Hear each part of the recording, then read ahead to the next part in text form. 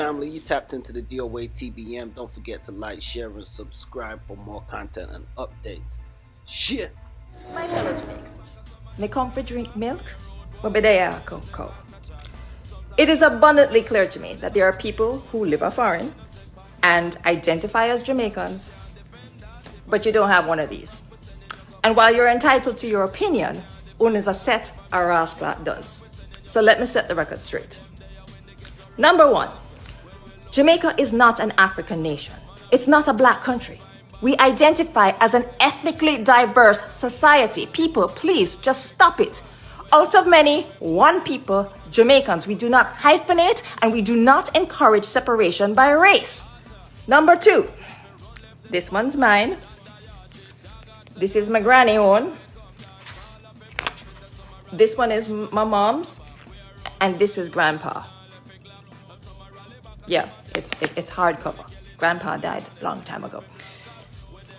If you are planning a trip to Jamaica and you don't own one of these, you're going to have to book a return flight from where you came. These are the rules. I'm just laying it down for you. If you go to Jamaica and you don't have one of these, immigration will stamp your passport and give you a set amount of time that you're allowed to stay in Jamaica. And if you overstay your welcome, we put you back on a plane and we send you back, you, not me, you back to the country from which you came.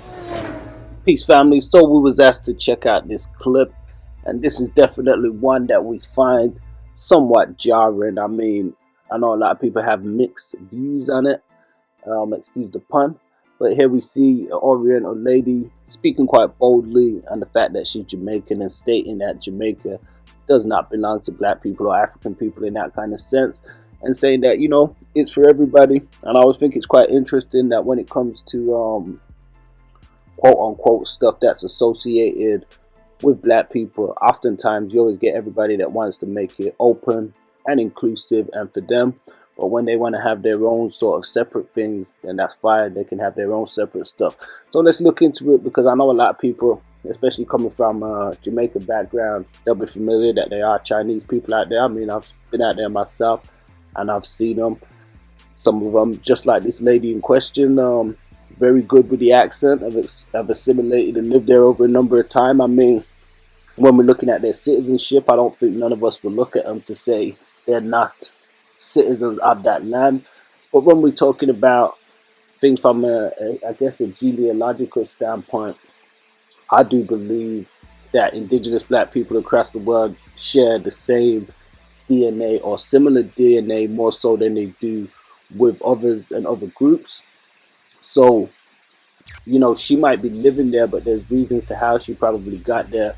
We do know that prior to that, they say they had the Arawak Indians and different people that had inhabited those lands. I don't think she's from that particular lineage, but, you know, Asian nonetheless. So, you know, part of the human family in one degree. But her attitude definitely comes off quite obnoxious, I'd say. There are people who are black in the US, Africa, the UK, other places from a Jamaican background that I'm sure a lot of them probably would appreciate having the passport.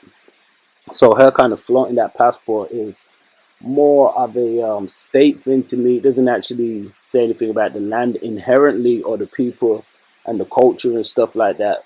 You know, she kind of speaking on it from, oh, you know, I've got this passport and this makes me a rightful Jamaican, but it's kind of making her sound like she dispelling other people who come from that background and may not inhabit those lands, which is very dangerous because, as I said, if you're growing up in the diaspora in the US or the UK or somewhere like that, for instance, and you got this Chinese woman talking, putting you down and saying, well, you ain't real Jamaicans, I'm a real Jamaican, and Jamaican is not a black or African land or culture. So I think it's quite rude, and I always think it's interesting. I don't know what sparked this. Maybe somebody had said something and she felt the need to give a rebuttal. You guys let us know your thoughts in the comments. I mean, you guys already know mine, but people want to say I'm being biased, which is not the case. We like to look at things from different vantage points, but I cannot agree with their statements. I know Jamaica have opened things up over the years to make it easier. This was prior to the pandemic, so hopefully those rulings are still the same for people to be able to get a Jamaican passport. Additionally, if they can, I guess, show their lineage and stuff, or if they've got a parent or maybe a grandparent who has one of those passports. So hopefully they do something similar. Obviously, it won't be as big in scale as what Ghana did with the year of return, but these kind of initiatives are, I think, are great, where I feel as though black people should have multiple passports to a lot of these lands where predominantly inhabited by black people, even though you do get a small proportion of people like this lady in question making claims that it's, you know, not a black land, not a black culture. I guess when it suits them, it's fine. As I heard somebody else say on a different video, you try going to the Orient and telling people that, and we already see how they're treating black people out there with a lot of anti-blackness and racism.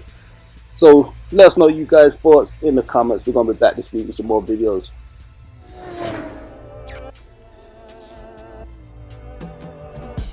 Peace, family. Don't forget to like, share, and subscribe, and check us out on outtheonline.com. Don't forget to check us out on Facebook for exclusive playlists and social media for all different types of segments and content.